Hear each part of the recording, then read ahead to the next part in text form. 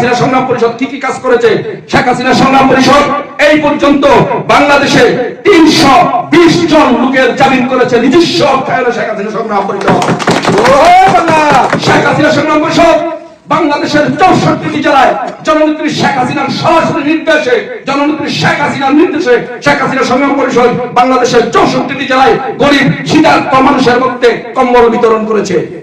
শেখ হাসিনা সংগ্রাম পরিষদ যেই সব লোকেরা জেলে আছে, যারা অসহায়, তাদের পরিবারকে, অসংখ্য পরিবারকে নগদ অর্থ প্রদান করেছে, তারা যেন রাজনীতি করতে পারে, তাদের পরিবার নিয়ে যেন ভালো থাকতে পারে, সেই জন্য শেখ হাসিনা সংগ্রাম পরিষদ তাদের নগদ অর্থ দিয়ে সহায়তা করেছে। তাই আমি বক্তব্য দীর্ঘায়িত করব না, আমি এখানে শেষ করছি। শেষ করার আগে শুধু এইটুকু বলি, যে কোনো সংগঠন, যে কোনো মানুষ যে কোনো সময় করতে পারে, কিন্তু বাংলাদেশ যখন বিপদে পড়ে, আওয়ামী লীগ যখন বিপদে পড়ে, শেখ হাসিনা যখন বিপদে পড়ে, তখন কয়েকজন মানুষ বুক চিতিয়ে বুক উঠিয়ে সামনে সে নেতৃত্ব দিতে পারে, সেটি হচ্ছে প্রশ্ন।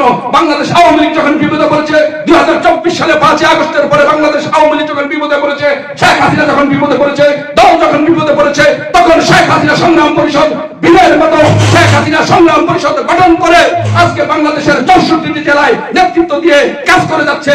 এটি হচ্ছে শেখ হাসিনা সংগ্রাম পরিষদ। তাই ভাইরা আমার, একটি কথা বলে আমি আমার বক্তব্য শেষ করছি। আমি মনে করি শেখ হাসিনা সংগ্রাম পরিষদে আজকে যারা নেতৃত্ব দিচ্ছে, শেখ হাসিনা সংগ্রাম পরিষদে আজকে যারা কাজ করছে, তারা প্রত্যেকটি নেতা কর্মী একটি বীর সৈনিক। তাই আমি আজকে এখান থেকে শেখ হাসিনা সংগ্রাম পরিষদের